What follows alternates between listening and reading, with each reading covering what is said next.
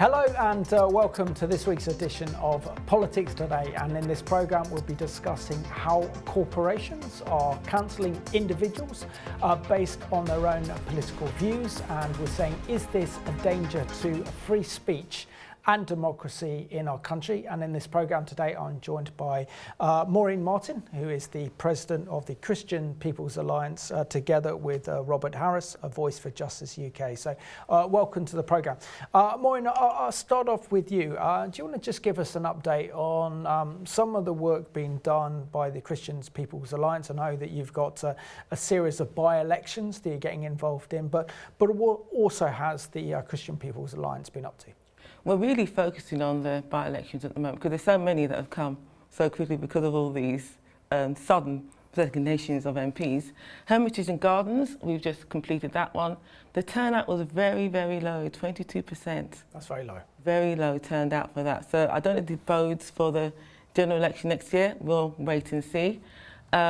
Uxbridge is underway. This is, Boris's former constituency in Somerset and Frome is coming up, so we're very busy with that at the moment. And just to know, just to make put a pin in here that the CPA is a real Christian party, and I just want the viewers to understand that we don't just practice politics, we practice our Christianity. And just to illustrate that, we just had 3 days of prayer and fasting as a party to seek God and to find out what his will is for us and this nation. So if viewers want to understand if there's a party they can vote for, the CPA is the one. If you're a real Christian, you need to seek a party that actually practices Christianity in reality, not just name only, and we're the only ones that are doing that. Well done, Maureen. And Robert, it's great to have you back on the programme. You guys do an excellent job at Voice for Justice UK. But do you want to give us an update on the ministry? Because literally you guys are on the front line when it comes to Parliament and looking out for very harmful legislation that would have a negative impact upon Christians in this country. Thank you. Linda Rose, my colleague who is CEO of Voice for Justice UK, was on your programme to introduce everybody to the work that we're doing. Voice for Justice UK is commissioning an inquiry, the Commission of Inquiry into Discrimination Against Christians, which will be launched in the coming weeks. And it will hear evidence from people, Christians, who say they have faced discrimination on account of their faith. And this inquiry will sit for 2 years, and commissioners will be hearing and gathering the evidence before them. And we plan to have interim reports that analyse what is actually being heard. And to sum up really what the goal of this commission is, it's to establish the nature, context and extent of discrimination against Christians in this country, because we've all read about cases in the news, but we don't really know what the extent of it is and what the context is more broadly. And we're in talks with various people at the moment in terms of getting support. We've got some very high profile patrons who are willing to put their name to this work. But more will be announced in the coming weeks. Excellent. Of course, Maureen's a case in point as well. So, yeah, another person who's stood up and faced justice. Maureen, what are your thoughts on the way that big corporations are now setting the moral agenda? It's not enough for them just to make profits, but essentially they want to impose their liberal agenda on their customers. And if they don't, they like to close their bank accounts. Well, I'd like to call it corporate capture, basically. It's not enough they wanted to spend their money in their businesses and make them lots of, profit, but now they want to set the agenda for us, the moral code. They want to lead the way. And I think a lot of it's been driven by these large investment companies like Vanguard and BlackRock, who are using their financial clout to put pressure and coerce a lot of these corporations. Some corporations need more coercion than others, I must admit, and they're using their financial clout to institute ESG, environment, social and governance. There's a score that corporations can, improve on, and I think the law is more investment from these large investment companies. So they're using their financial clout to coerce these corporations to push certain agendas on their customers. And the fact is, they need us, we don't need them. They need us to spend their money in their business, right? So we have a tool that we could use. in other words, withdraw our business from these companies. Boycott. Look what's happened with Bud Light in the States. They decided to, take on a certain person, pushing a certain agenda, and the people said no. Bud Light have lost a considerable amount of business as a result of that particular program that they put in place. So we could use our power, which is our money, basically, our custom, to send a message to these banks and these corporations. We don't appreciate the fact you're trying to control us, basically. No, it's becoming a major issue, and that's why we're discussing on the programme. And Robert, what are your thoughts on Nigel Farage, who's made the news headlines over the past week because his bank has been closed?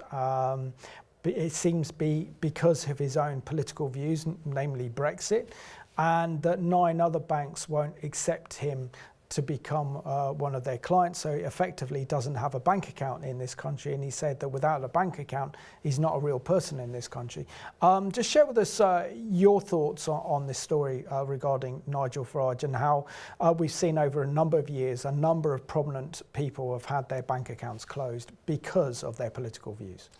Well, this raises many, many serious questions for everybody. This is not about whether someone is right-wing or left-wing. This is not about whether someone is Christian or not Christian. It's not just Nigel Farage, because whatever the reasons behind the closure of his accounts, we know in recent days there's been reports of a Church of England vicar who had his account closed. There's been numerous other politicians in several other parties who have had their accounts closed. And this raises the issue of participation in society. We live in a democracy. Now, a democracy doesn't just mean having the right to vote. It means a lot more than that. It means the right to freedom of speech. It means the right to participate in the civil apparatus of the society. Without a bank account, you are excluded from virtually every form of participation in society. Now, that should not be allowed within a democracy. So the government, of course, is promising to look into this, and it's understood, according to Sir Charles Wheeler, who was interviewed just a day ago about this matter, an MP, that there is actually law there to, well, at least theoretically, protect people, but the law doesn't seem to be applied. So we're up against something very, very serious, and I would just quote 1 or 2 lines from a very famous poem in 1946 from the German Lutheran pastor, Martin Niemöller. He said, "First they came for the communists. I was not a communist, so I didn't speak out. Then they came for the socialists. I was not a socialist, so I didn't speak out. Then they came for the Jewish people. I was not a Jew, so I didn't speak out. Then they came for me, and there was no one left to speak for me." Now, there's many versions of that poem, but we get the general idea that everyone potentially is in the firing line. Very profound. Appreciate that. Thank you, Robert. And Maureen, if we take ourselves back just over a decade, it was the British taxpayer that bailed out the banks from a horrendous banking crisis with huge government loans to stabilise the banking industry at a personal cost of everyone watching this programme who pays taxes in this country.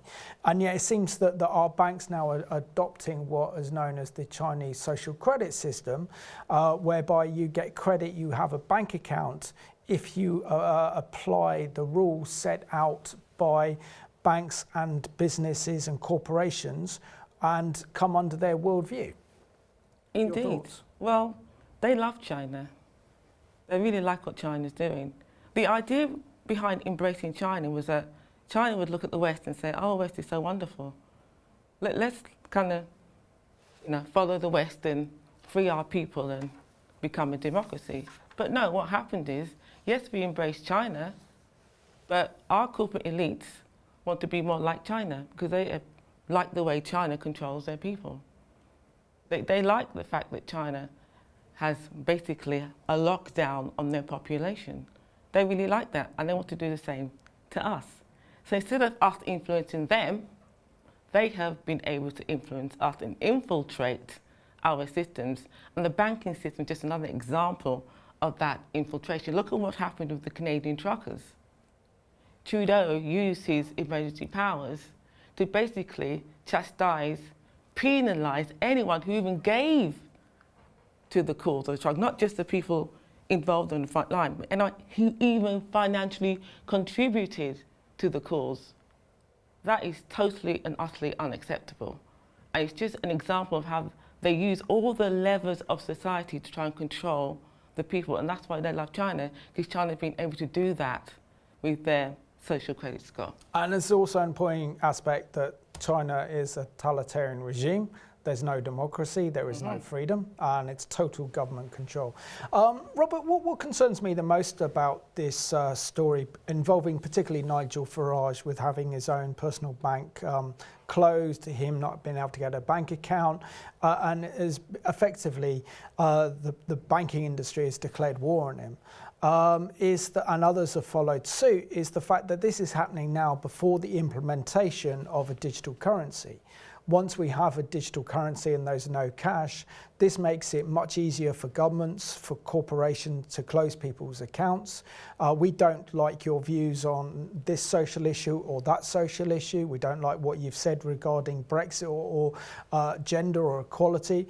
Therefore, we'll close your banks. Now, isn't this then the start of something that is incredibly dark and authoritarian, whereby we can be cut off from the economic system without being able to buy or sell because we won't have a bank account? It certainly provides an easy tool for the authorities to impose their will in that way. I think you're absolutely right. Maureen has rightly cited the example in Canada, and that is a very recent example which shows that the authorities can and will freeze bank accounts when they decide it's the right thing to do, even though the sensible response is to say, well, actually, that was totally disproportionate and totalitarian. The Bank of England, interestingly, had a consultation recently, which closed a few days ago, seeking views about the introduction of the digital currency in this country. And they have said very clearly on their website that in the second half of this decade, a decision will be made, one way or the other, about introducing a digital currency alongside the physical coinage, a physical money that we have. This is, as I say, a tool that can be used, and I think we should all be very worried, because it's all very nice to speak about the convenience of doing things digitally, and we all, see the benefits of that. But actually, as you rightly say, it's got a very dark side, and when those in power want to impose their ideology, they will use any tool in the book to make sure that their will is done. No, which is a scary prospect. Maureen, share how someone's personal views on whether it's Brexit or whether it's on a gender could mean that they have their bank accounts cancelled. And isn't it a basic human right that living in the West that we're all entitled to a bank account? And really, it's not up to the banks or the corporations to decide our own personal issues on morality or political views. If they are extreme political views by supporting a political party that supports genocide or along that nature, then of course this is extreme and shouldn't be accepted. But when we're talking about the vast majority of the British people being threatened by such actions, isn't it imperative that we speak up? Absolutely, we must. One of the greatest gifts given to us as humans is free will. Okay? Without it, we just cannot operate as human beings. In fact, the gospel depends on our free will, does it not? We have the right to choose. We didn't have choice being born in sin, but we do have the free will to come out of that and accept the free gift of salvation. So the West and democracy is dependent on that freedom of choice and free will to choose. Now, these measures and what corporations and banks are doing are really usurping our right to choose and our free will. Now, we as individuals, we must push back. We can't rely on the government to do it for us, because quite frankly, most governments have been captured themselves. We as individuals must push back against this attempt to silence those who are dissenters from the mainstream narrative. It's not even the mainstream narrative, in fact. It's the elite narrative they are trying to make mainstream. And they're doing it through corporations, through banks. If they cannot get the government to do it, they'll use corporations, they'll use other vectors of society to push their agendas. Now, we know China, because they're a totalitarian regime, they can do everything through their government, right? Just make a law and it's law. But they can't do that in democracies. They'd like to, but they can't. So they use other vectors to do it. Banks, corporations, the mainstream media to push their propaganda. So we as individuals must push back against this attempt to silence anyone who dissents from their elite narrative. It's imperative upon us to do it. Absolutely. And Robert, according to kind of news reports, our Prime Minister, Rishi Sunak, together with the Chancellor, are investigating the closing of bank accounts because they are concerned that freedom of speech is threatened, and they want to kind of override the way that banks and corporations are acting as if they are moral judge and setting the current moral tone for their customers and the nation. Do you think that that there is the political will to tackle banks and corporations in regards to cancelling people's accounts because their views don't fit with the ethos of the company?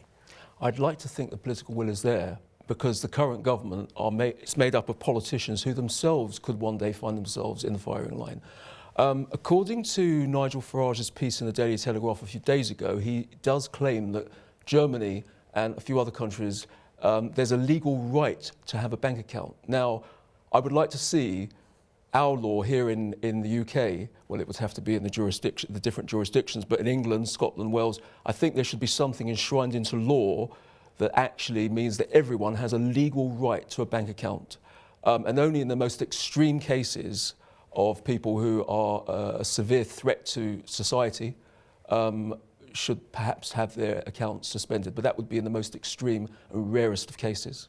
No, absolutely. And I'm just going to read out a quote now. This is a quote made from the Prime Minister's spokesman. It says, the PM's official spokesman said today on this issue, as you've seen from over the weekend, the Chancellor is concerned by some of the reports of free speech within the law, and the legitimate expression of differing views is an important part of British liberty.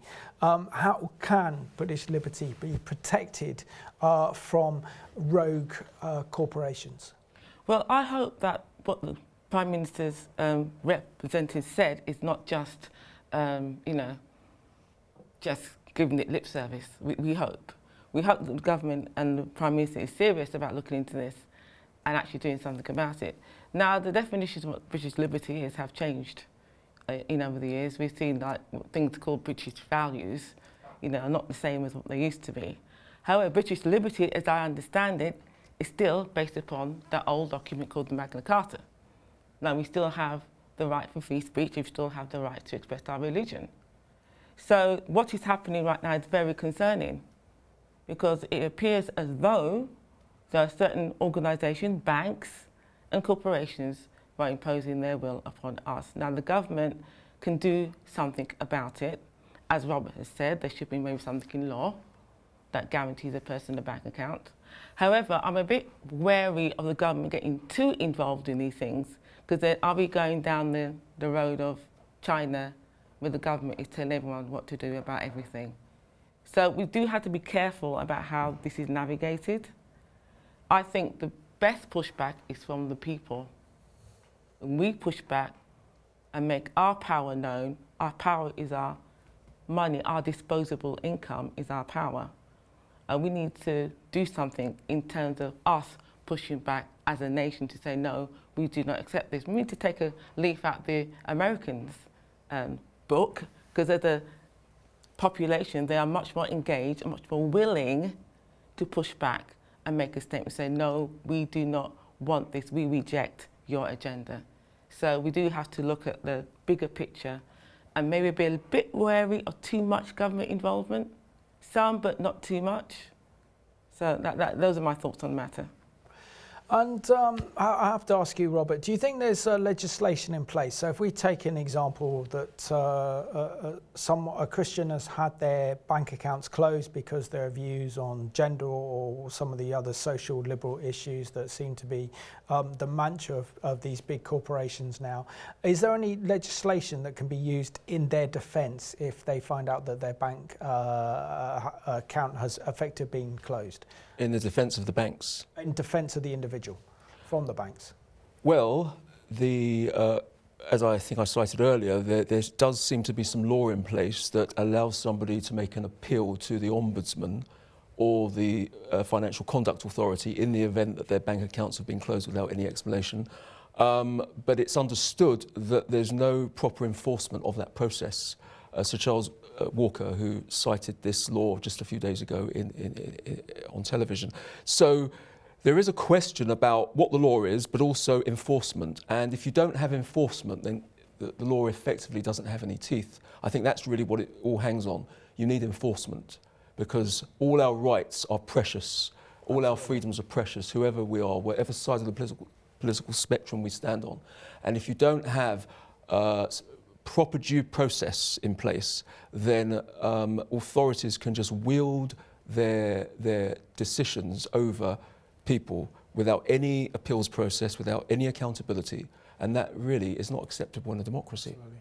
But I just want to draw upon what you've just said there. So if there is a Christian who've had their bank accounts closed because of their own political or religious beliefs, they then take legal action against the corporation. Surely then that's a way to fight this, because if corporations know they're going to have to defend themselves in court and these things don't add up, then there's less likelihood of them wanting to go down that route in the first place. The fact is that this is a kind of new phenomenon that we're dealing with, and banks will then have to know that, and corporations know the limit of what they can do. Surely this will send a kind of warning signal to them to think twice before closing people's bank accounts or shutting them out of various other corporations. That would be an interesting route, but I actually discovered a few days ago, Toby Young, in an interview, spoke about the fact that it's very difficult to take legal action in these contexts, because you need to know what the reasons are for the bank suspending your account, and they won't tell you because legally they don't have to give you that information. So you're in the dark about it, and he cites the fact that there's the Equality Act, which would, in theory, support you in your right to have your account not suspended on the grounds of your beliefs, but because it's all shrouded in secrecy, it's very, very difficult to take that legal action. But it would be very interesting if there were a precedent that we could actually cite and say, actually, this will now make the banks think twice about taking this action in the future. We have to wait and see. Maureen, aren't we in danger of entering into a new political era when it comes to kind of persecution against those who hold views that don't support the narrative of the liberal progressive agenda? And aren't we endangering our very democracy and our free market capitalist system, where it looks like we're seeing that banks are no longer, and corporations, interested in making huge profits, but they are more interested in social conditioning their consumers? Indeed, it's sort of a bit of an oxymoron, isn't it? I mean, these corporations, you think they'd like to make money, but they seem to be content not to make money, go out of business and be morally correct in their eyes, of course. But no, capitalism is not the perfect system. The perfect system is a theocracy, God being in control. We know he wanted that in the Bible, but the people said we want a king, so we know how that went. But yes, there is a danger of our capitalism being undermined and compromised, because these corporations seem to have completely sold out and been captured by this sort of corrupted narrative. However, I do believe that capitalism can exist in other forms, not socialism. But even though it's been undermined, I think it will survive. Because at the end of the day, these corporations love money. And if they find that they're being, their bottom line is being affected, they will withdraw, just like Bud Light has in the States. Their bottom line is being seriously impacted by what the consumer was doing. In other words, stop buying their products, and this seriously impacted their bottom line, and they have changed their ways as a result of that. So yes, it is being impacted, but as a consumer, we can do, as I've said, we can do something about that and push back. Because at the end of the day, they like money. That's what they like, making profits. Robert, shouldn't this be a kind of wake-up call for the church? Because what we're seeing here is that within 3 or 4 years' time, we could see that the governments around the world have put in place a digital currency whereby there will be no cash, and you won't be able to buy and sell unless you're part of this digital setup, as it were. So isn't there a great danger that, for example, that we have to start thinking about these issues now? Because we could find ourselves at odds with the government or with corporations where they want to say, we're going to economically close your accounts. And ministries may find out that their accounts are closed. Christians' personal bank accounts are actually then closed because a way of saying, we're going to punish you because we don't like your beliefs. Absolutely. Well, a lot of Christians will say that, I don't have to be involved in politics. I don't have to have my voice heard. All I need to do is go to church on a Sunday, go to my Bible study and pray. That's enough. Actually, if you want to participate in society and just have the basic freedoms that everyone has a right to, like having a bank account, your voice absolutely must be heard. And until you understand that, I fear the day when you will then realise it's too late. Robert, Maureen, thank you so much for being my guests on this week's Politics Day. Both done a great job, so thank you. And I want to thank you for watching this programme at home. I think this programme raises serious concerns about the future direction our society is heading in, particularly with corporations. And as Christians, we need to be prepared for these times we're living in. So thank you for watching this week's edition of Politics Today.